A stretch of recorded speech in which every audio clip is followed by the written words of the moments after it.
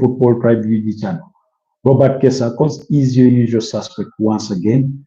Hope you've had a wonderful week. Hope you having a good start to your weekend. It's a very hot day down here in Kampala, and I'm coming on late.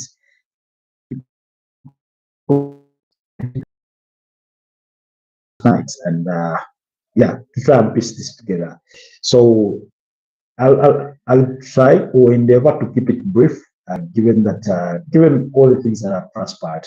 But it has been an action-packed week of football and everything. Of course, our major focus is always on the Premier League, and there was a Premier League game in midweek where Liverpool beat the Spurs with Aston Villa in that 2-2 draw.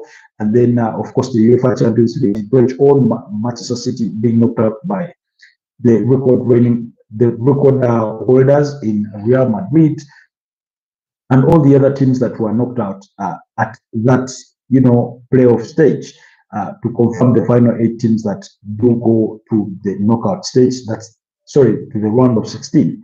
And we do have those teams. Those draws were conducted just as much as the UEFA Europa League and the UEFA Conference League. But briefly, we'll look at what the draws look like in the UEFA Champions League, and then we'll turn our attention to the Premier League, because it's match day 26. Liverpool already kicked off its match day 26 with that game against Aston Villa in midweek. Why? Because they had to squeeze some of their games up to create space, because they do have a Carabao Cup final coming up against Newcastle, so they had to squeeze that in. So we'll be discussing a few of those things, among other things to come our way. So, like I said, that Carabao Cup final will come on the 16th of March. Possibly, I think that could be. Will it be after the international break? I don't think so. But we'll do have an international break in March, so brush yourselves off for that. And then we'll look at the game that Leicester did lose last night. That was on Friday Night Football, as they lost to Brentford by 4-0.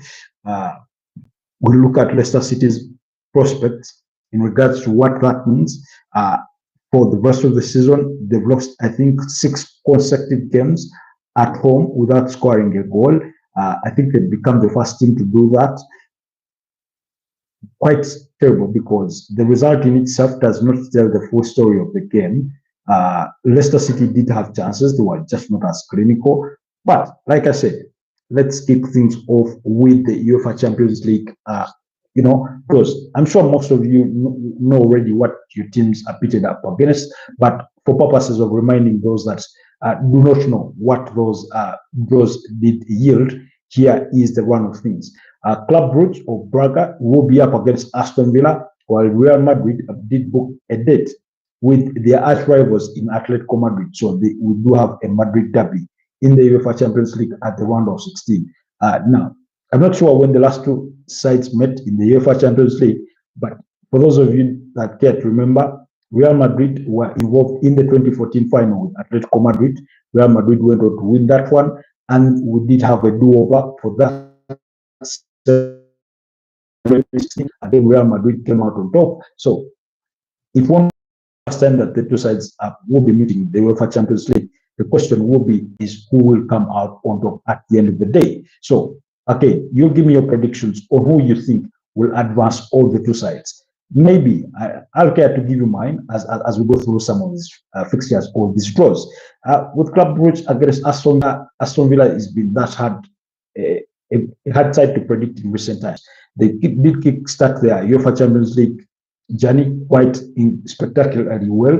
I think they are one of those teams that I think went through the first 3 match days without dropping any points, possibly into match day 4 and all that kind of thing.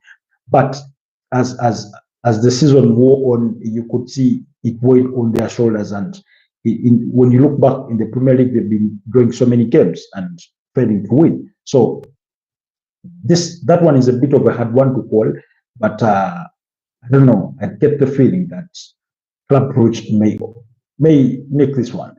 And then Real Madrid, Atletico Madrid. I mean, Real Madrid, for as far as the UEFA Champions League is concerned, they are always the favorites of anything, regardless of what form you may come with. Because they could be having a terrible season back at home. That's in the Spanish La Liga and the domestic cups that they may play in. But then in the UEFA Champions League, they are always a different beast. So clearly, we'll wait on this one. Now, of course, this season they've been hampered with so many injuries, especially in their defense. We've all known the troubles they've had, to the extent that they had to play Aurelio Tchouameni, who we all know is a midfielder, in that defense to try and cover the gaps of Eder Militao. Of course, at some point Antonio Rudiger, all players injured, and that kind of thing. You get. So we wait to see how things will span out. Anyway, the other draw did beat PSV Eindhoven against Arsenal. A very difficult fixture, in my opinion. I know some Arsenal fans may differ or may disagree. Yes, they did get a good draw on paper, but in terms of game, anything can happen. We're talking about a PSV side that knocked out Juventus. Now, of course, Juventus are not. We're not talking about the same Juventus that reached the finals in 2015 and lost to Barcelona, I think by 3 goals to 1. And then, of course, the Juventus side that reached the finals, when was it? 2015? No, not 2015. Yes, 2015, losing to Barcelona, and then in between they are also losing to Real Madrid in the finals. So that's not the Juventus that PSV Eindhoven knocked out, but it goes without saying that PSV will give Arsenal a run for their money. And again, we all know what Arsenal's troubles are. We all know about their problems when it comes to injuries, lack of strikers, and all that kind of thing. So anything can happen in this draw. But my gut feeling says Arsenal will make this one and advance to the quarterfinals. Then the other draw did beat Dortmund against Olympic Lyonnais. So we wait to see that one. I think Dortmund will nick it. Then Feyenoord, Inter Milan. Not that Feyenoord are any easier. They've just, by the way, confirmed Robin van Persie as their new manager. That's Feyenoord, and it will be too much to ask when you're facing up against an Inter Milan side of Simone Inzaghi. But like I say, in football, anything can happen. Although my heart will go down with Inter Milan to progress to the quarterfinals. Then Bayern Munich will be up against Bayer Leverkusen. The Bayer Leverkusen of this season is not the Bayer Leverkusen of last season that did go through the season unbeaten. That is domestically, where I think they won the DFB Pokal and then, of course, went on to win the Bundesliga. Never mind that they lost to Atlanta horribly, I think by 3 goals to 0, thanks to Ademola Lookman. That was in the UEFA Europa League final, but it's not the same thing that it was last season. Not to say that Bayern Munich, the very decent side that we know. This is not Bayern Munich's strongest side under the charges of this company, but anything can happen. Although I keep Bayern Munich to get the edge over them overall. Then Benfica did book a date with Barcelona, and that fixture will be another interesting one. But I think, given what Barcelona has been able to do this season under Hans Flick, not that they've won anything, but I think they've shown us a bit of grit. They are capable of scoring many goals, they're capable of scoring a few and defend that. So, again, my heart goes with Barcelona here because of pedigree, because of what it would mean for Barcelona as a team and Hans Flick in terms of his future at Barcelona. Because, as we all know, in recent times, ever since Pep Guardiola left Barcelona, they've not been as patient with managers. We all remember, of course, Ernesto Valverde was there, Luis Enrique, Tata Martino, then I forget the other gentleman's name, the one who suddenly passed away because of cancer. But I mean, the shied away from letting go of managers, including Xavi, who they just let go. So I think Hans Flick would want himself in better books in the city of Barcelona by knocking out Benfica to advance side, which is very possible. And then PSG up against Liverpool. Now, PSG, to get to this stage, rushed. I mean, they took Brest to the shredder and just, beat them badly. But they will be facing a team with a lot of pedigree. We are talking about a side that did beat Tottenham a couple of years back under the charges of Jurgen Klopp to win the UEFA Champions League. And then we're talking about a team that did win back in 2005.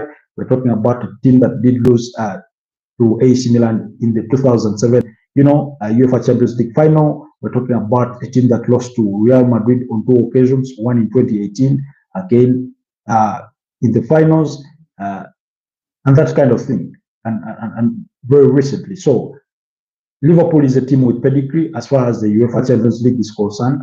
Not to say that PSG do not have it, but they've never won. So clearly, Liverpool is the better side. And then overall, I think Liverpool has been, arguably for me, the best team in Europe so far this season. They went through also what they were able to do. They led the UEFA Champions League table in this new format. So everything is going for them. And given how Arsenal are able to beat PSG by 2-0 in the group stage level, or that of the league format, I do fancy Liverpool to get the better of PSG in this particular draw and advance to the next stage. Yes, sorry about the quality of the video. I also do not understand.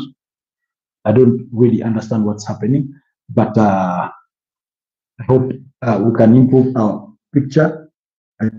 I don't know if my camera is dirty, maybe a little bit. Is it improving? Do let me know down in the comment section. I think it's looking much better, a bit better now. I forgot to clean my camera. But anyway, so those are the draws, and these are games that will be played on March 4th and March 5th. That's Tuesday and Wednesday, with the return legs scheduled for the subsequent week. So do look out for that, for those fixtures. So again, allow us to turn our attention to the Premier League, where we do enter match day 26. Like I mentioned, Liverpool already kicked it off with that 2-2 draw with Aston Villa in midweek. And then, of course, we did witness Brentford beat up against Leicester City by 4-0 on Friday night. Yohan Wissa, Bryan Mbeumo, among those on target, Christian Nogard also on target for Brentford, as well as Fabio Carvalho there. I think it was Damsgaard who provided 2 assists or a burst of assists in that particular game for Yohan Wissa and Bryan Mbeumo, while Bryan Mbeumo took a free kick for Christian Nogard to hit that ball home to make it 3-0 at the time. Now, when we are doing our season predictions for this 2024-2025 Premier League table, for those of you that care to remember, I did mention Leicester as among the teams that will be eventually relegated. I think I did mention Ipswich in that conversation as well, just as much as I did Southampton, because I did not think that they had the grit. I did not think they had the players in terms of profile. I did not think that their managers had both the experience that they needed to fight and stay in the Premier League. For those of you that do not remember our predictions, where we had predicted Man City would win the Premier League, Arsenal come second, and Liverpool third, and Man United fourth for our top 4. Of course, those predictions are in the fair part, because Man City are not the Man City that we hope will be. We know Arsenal is second place. We know Liverpool is now the ones leading the table. We do know that Manchester United are closer to relegation than they are closer to the top 4, and that kind of thing. So it's, in a way, or in some part, a very disappointing prediction for me personally. But I mean, it is what it is. So Brentford, so Leicester City was among those teams that we did predict would potentially get relegated by the end of the season, and it is not looking any different as we go. Like I did mention, they've lost 6 games at home without scoring a goal. Among those, losing, I think, to Arsenal, losing to Brentford, of course, among other teams that have beaten them at home without them scoring. Now, in yesterday's particular game, Leicester City did have their chances, but they were not as clinical as Brentford were. I do remember Jamie Vardy having a couple of chances out there, but he did not make them count. He did not really make them count, and eventually cost them. So, but we'll leave it at that. And like I said, I'll try as much as I can to keep this short because we won't do the extensive preview that we normally do for selected games. So we'll just run through the rest of the fixtures that will be coming your way. Like I said, action does continue today with an early kickoff between Everton and Manchester United at Goodson Park. That game is at 3:30 p.m. East African time when Everton host Manchester United. Now, Everton are in very decent form as far as I'm concerned. They've won 3, drawn 1, and lost 1. And ever since the return of David Moyes, I think they've won 4. They lost to Aston Villa by 4-0. I think that was his first game. Then they beat up against Tottenham 3-2. Beat up against Leicester. They did beat up against Crystal Palace in their most recent game, and they did share the spoils with Liverpool. They did share the spoils with Liverpool in that chaotic Merseyside derby. James Tarkowski scoring that late equalizer. So clearly, it's the kind of fixture that I'm not sure Manchester United fans are really looking forward to, because I mean their team has not been really good in recent times. So it's hard if you're a Manchester United fan to be excited about any fixture as we speak at the moment. It doesn't matter if it's a weak side. It doesn't matter if it's a mid-table team. It doesn't matter if it's a top 6 side, because United just lost to Crystal Palace the other day by 2-0, and then in their very last game, they lost to Spurs by 1-0. So while Everton were busy beating Crystal Palace by 2-1. So clearly, that it's really hard for United fans to be positive. Maybe there are those that are still positive for Manchester United, but increasingly, like we did speak again in the course of the week, that about Ruben Amorim's results: 14 games, 4-1, 2 drawn, 8 lost, ever since he took charge of Manchester United following the sacking of Eric Ten Hag. So the results are not on his side in the Premier League. We did mention his poises in the cup competitions because they are still in the FA Cup. Never mind that they were knocked out by Tottenham in the Carabao Cup, but they're still in the FA Cup. They're still in the UEFA Europa League. So that gives them still a big chance of going ahead to win some piece of silverware, regardless of where they stand in the Premier League. But when you look at the Premier League club seated 14th on the Premier League table, it just doesn't look pretty for Manchester United. So we're talking about a Man United side that has lost 3 of the last 5 games and won 2, losing to Spurs, losing to Crystal Palace, beating up against Fulham, losing to Brighton and Hove Albion, and also winning up against Southampton. In comparison, Everton on the other side have beaten up against Crystal Palace, drawn with Liverpool, beaten up against Leicester, beaten up against Brighton and Hove Albion, beaten up against Tottenham Hotspurs. So David Moyes has had that new manager sort of boost or bump, which is contrary to what we basically seen at Manchester United.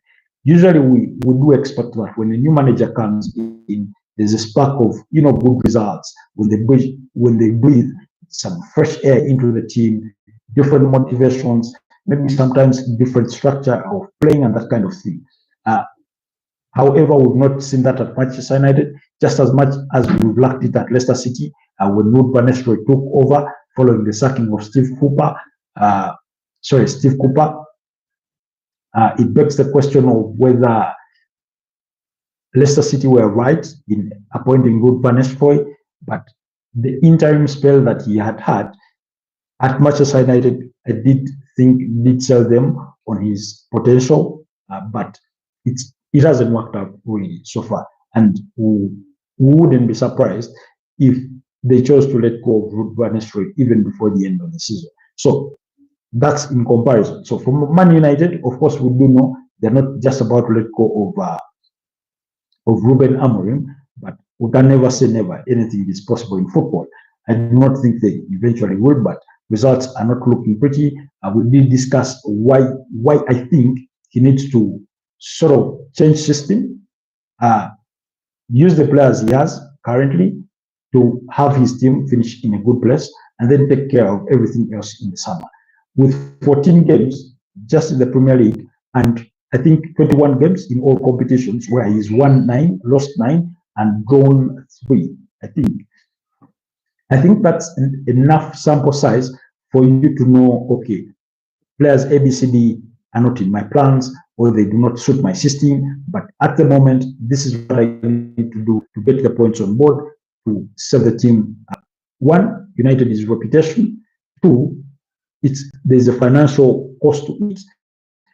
Three, you wouldn't want to have Manchester United in the same conversation with teams that are bound for relegation, because Wolves are not so far away from them.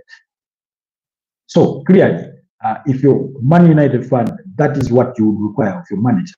Where you finish the Premier League determines how much money you get from the Premier League in terms of money shared. It has an impact on your sponsorship deals, because United is a big team. They expect you to be finishing the bare minimum top 4. And recent times gone by, at least finish 5th and go to the Europa League. I think last season they had to win the FA for them to guarantee their slot. That kind of thing. Those are the things you really want to avoid. But anyways, that's the look of things. What are my predictions for this particular game? If it does end in a draw, I wouldn't be surprised. But my gut feeling says that David Moyes wants to get one over Manchester United, because they sacked him prematurely after having put pen to paper on a 6-year contract back in 2013, when he had replaced Sir Alex Ferguson. He didn't even complete a season, and they sacked him and gave the team to Ryan Giggs on an interim basis until the end of the season. Season ends and they bring in Louis van Gaal, who himself they did not give sufficient time to build his team, because he was building something for the years that he was, because he was there until 2016, won the FA Cup, and he was sacked.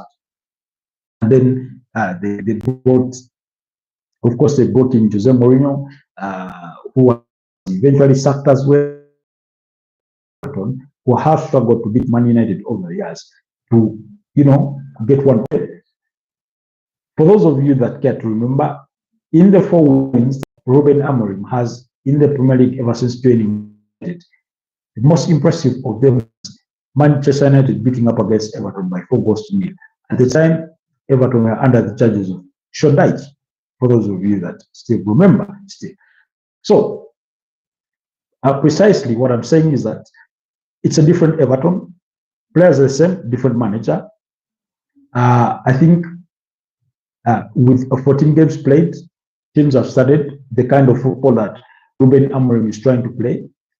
He does not have the players he desires to execute that kind of football, or they are taking longer to learn his executions. So I get the sense that Everton are more motivated to win this particular game than United may be. So I'll go for a 2-1 Everton. I could be wrong. Do not bet on me.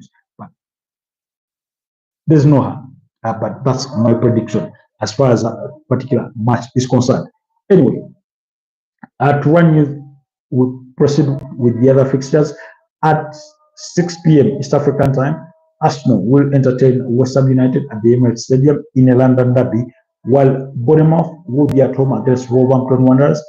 Fulham will be at home against Crystal Palace. That's another London derby. Ipswich Town will be at home to entertain Tottenham Hotspurs, while Southampton will welcome Brighton at St Mary's Stadium. And in the late kickoff, that is of Saturday, Aston Villa will be at Villa Park to welcome Chelsea to complete Saturday's action. And then, of course, we will go into Super Sunday of the Premier League. And on Super Sunday, we will have 2 games. At 5 p.m. East African time, Newcastle will be up against Nottingham Forest. A very difficult game for both sides. But I think Newcastle will be eager to bounce back from that 4-0 defeat against Man City last weekend, while Nottingham Forest will be looking for inspiration to close that gap on Arsenal, who are in second place, because I'm sure they would want to win this game. So it's a difficult one, but a draw could suffice. And then, of course, in the biggest game of the weekend will still come on Super Sunday, as Man City do face off with Liverpool at the Etihad Stadium. It's the biggest game of the weekend in terms of team profiles, but if form is anything to go by, then clearly Liverpool will be the elephant in the room. Even as far as history goes, Liverpool remains the elephant in the room in terms of club history, in terms of supporter size, in terms of trophies, and name it all. But we all know the rivalry they've conjured up over the last couple of years. But leading to this season, I do think that clearly at this point in the season, given what we've seen of Man City and Liverpool, it's by no measure that Liverpool, that Man City can be compared to Liverpool in any case. Of course, the conversation has always been, can Man City come back into the title conversation? And at some point, I still believe that they still could, but they've been inconsistent with their results. That ever since they started picking up momentum, just before losing to Arsenal, they were on a 5 unbeaten run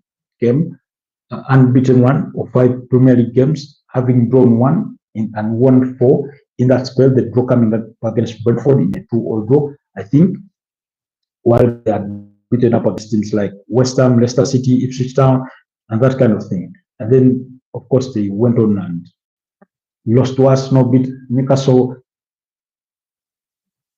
Typically, the Man City we've had the entire season. Excuse me.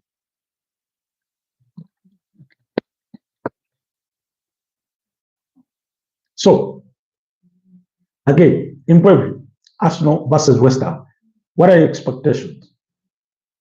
There's a lot going on for this game. One, because Liverpool dropped points against Leicester City. So, at this point in the season, Liverpool have played 1 extra game in comparison to Arsenal. So, Arsenal have played 25 games, Liverpool have played 26. But Arsenal play West Ham on Saturday, while Liverpool will be waiting to play on Sunday, in a must-win for Liverpool. It's not a do or die, but it does feel that way at least. So if Arsenal play West Ham, that means both sides will have played 26 games apiece, and Arsenal will be looking to reduce that 8-point gap to just 5. And should Liverpool go and drop points, whether it's 1 or all 3 against Man City, then if they draw, it will go back to 6 points.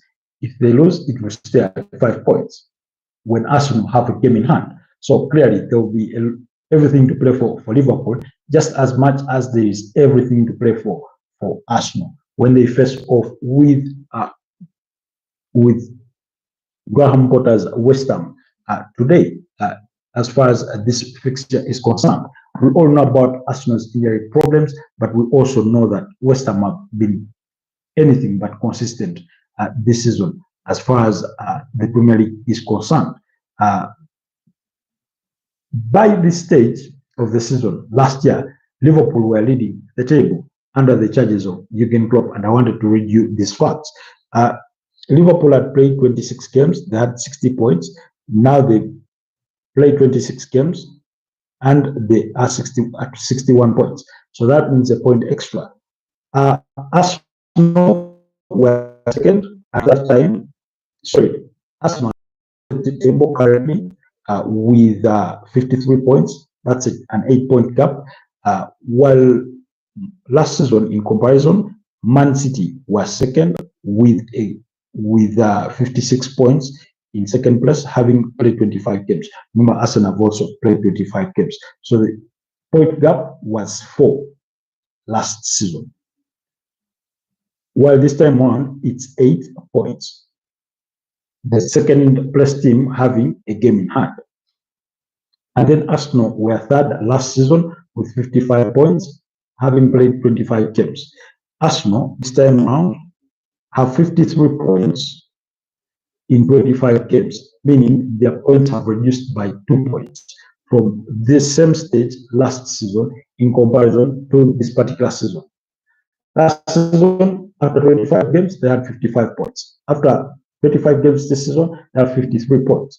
Liverpool have a point better, as you have 2 points less. Of course, Man City and Man City are worse off this season. After 25 points, after 25 games last season, they had 56 points.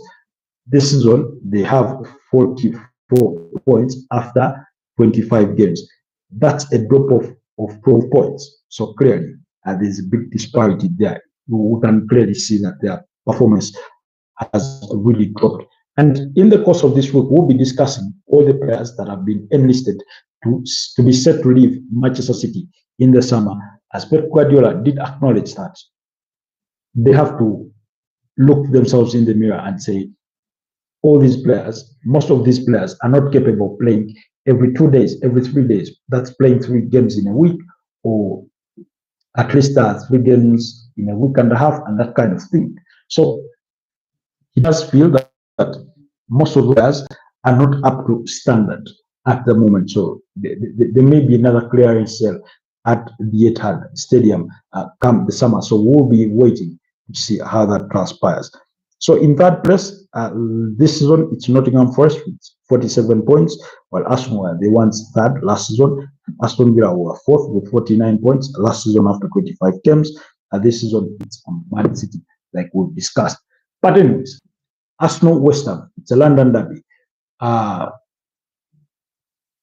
Lucas Paqueta,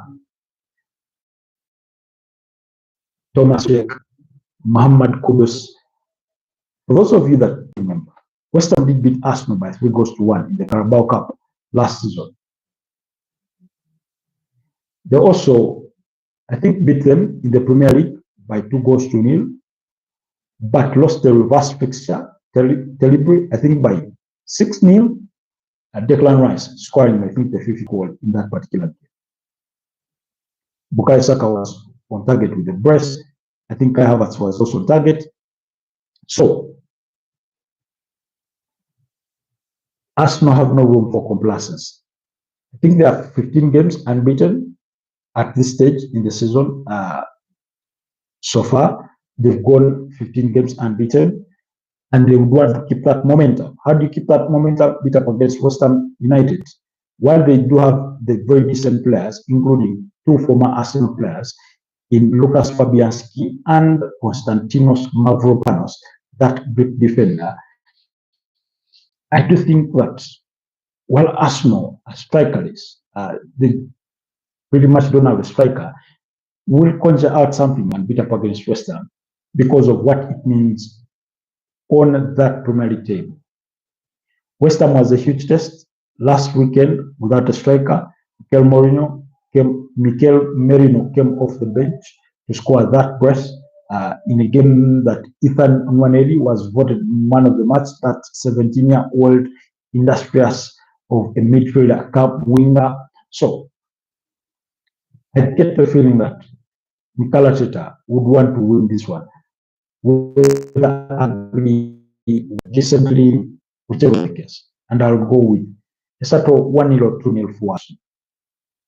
That's my prediction for this particular game. Why? Because West Ham have just lacked the consistency to get results. Because over the last 5 fixtures, they've lost 3 in terms of home. In the Premier League, West Ham have lost 3. They've won 1 and drawn 1. Coming up against Aston Villa, while their win came in a 3-2 victory over Fulham. So they lost to Crystal Palace, they lost to Brentford, they lost to Chelsea. And in comparison, on the other side, Arsenal have won 4 in the last 5, drawing 1. The draw coming up against Aston Villa, and that was painful to draw. For those of you that remember, Mikel Merino's supposed winner being cancelled out due to a handball in the build-up by Kai Havertz. And then They've beaten up against Leicester City, they've beaten up against Man City, they've beaten up against Wolves in a very difficult game. Of course, they were down with a manless Lewis Kelly having a red card in that particular, and then beating up against Tottenham. So if you are Arsenal, you've beaten up against Spurs, beaten up against Man City, beaten up against Wolves with a man down, and also just beat Leicester City, do against Aston Villa. Clearly, you should have the motivation to beat up against a West Ham United side who are 16th on the Premier League table and have been in the conversation for about relegation literally all season round. You get. Remember, they started the season under the charges of Julian Lopetegui, who was appointed in the summer following the departure of David Moyes. That has not worked out. And then Graham Potter came in. He's yet to change much, really, in terms of results. They may be playing slightly better football, but the results are still not different. So let's keep that conversation of Arsenal versus West Ham at that. Again, do not hesitate to let me know what your thoughts are on that particular game. Oh, I see time is rushing out. We are 36 minutes into the live session. We should look to close it down in the next 3 minutes or so. So kindly bear with me for those of you that are on right now and those of you that will watch it much later. I do not take your time for granted. I do appreciate you. And if you're new, do not forget to kindly hit that subscription button so that we can continue to go. Last I checked, we are about 489 subscribers. Let's make it 1,000. Let's make it 1,000 subscribers so that we can continue to go on this channel. Anyways, the other fixture I wanted us to discuss is Man City versus Liverpool. Like I said, coming out of the Jurgen Klopp era, where he spent 8.5 years or 9 years at Liverpool, these two sides have built a bit of a rivalry between them. Liverpool winning the Premier League title in the 2019-2020 season, while Pep Guardiola practically was sweeping all the others to his name, only being dented by Liverpool for that 2019-2020 season, and in his first season of 2016-2017, when Antonio Conte won it with Chelsea. So all the other times he's remained unshaken. I think on more than one occasion he's won that trophy by just a 1 point margin, and he's been really pushed, Pep Guardiola, but he has always come out on top. As far as this particular fixture goes, last season we did witness Liverpool beat up against Man City at Anfield by 2-0. Sorry, not last season. This season, in the first day, Liverpool beat up against Man City by 2-0. While last season they did share the spoils in both fixtures into 1-1 draws, both at Anfield and at the Etihad Stadium. But like I said, the Man City we had last season is not the Man City we are experiencing this season. So much different. But Liverpool may have to be worried of Omar Mamouche. He did score a hat-trick against Newcastle in quite spectacular style. Ederson Moraes, the goalkeeper without hands, as Man City fans try to describe him, providing an assist in that particular game. But if there's any team that does know how to tame Man City over the last couple of years, Liverpool has been that team, because in the last 5 meetings, Liverpool has only lost once to Man City. There's been 2 draws, there's been 2 victories for Liverpool. 2-0 victory earlier on this season. That was, I think, on 1st December. And then the other being again a 1-0 victory at Anfield. That was in October, I think October 2022, thereabout. But Liverpool are not very good visitors at the Etihad. Oftentimes they draw or get beat there. But like I said, it's not the same Man City. Liverpool, having dropped points in midweek, will be desperate to put 3 points on board. Mo Salah. Bet your money on Mo Salah to score against Man City. He does love to score in big games. He does really love to score in big games. So, what's my prediction? My gut feeling says it's going to be a draw. Pep Guardiola, having been knocked out of the UEFA Champions League, does acknowledge they're not the same team they were last season and everything all. But there's a bit of pride to play for there. And again, there's still a chance mathematically to play for the title, but I'm sure deep down it does not believe that they can win the Premier League. But they do know that if they beat up against Liverpool, then they can blow the title race wide open, not just for Arsenal and Liverpool, but for Nottingham Forest, who are third. And then, sorry about that, and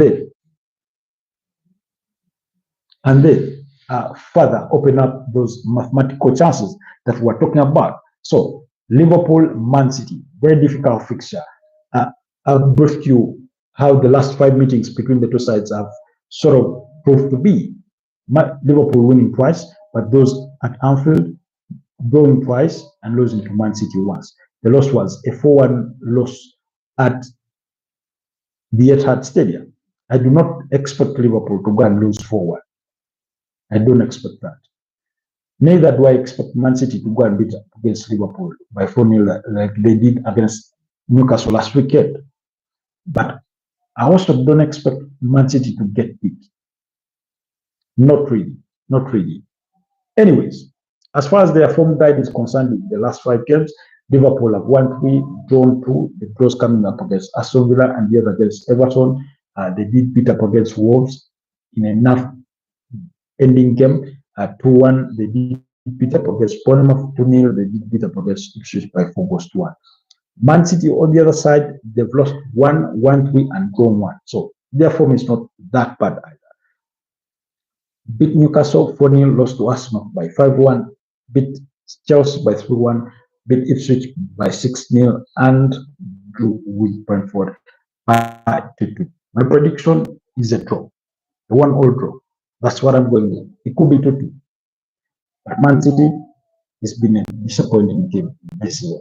So it's 42 minutes in to the live broadcast. If you're new, do not forget to subscribe, like, comment, and share so that we can continue to grow. Otherwise, allow me to leave it at this. Have a wonderful rest of the weekend. Do not forget to let me know what your predictions are down in the comment section. And I'll see you next time. Stay blessed. Bye-bye.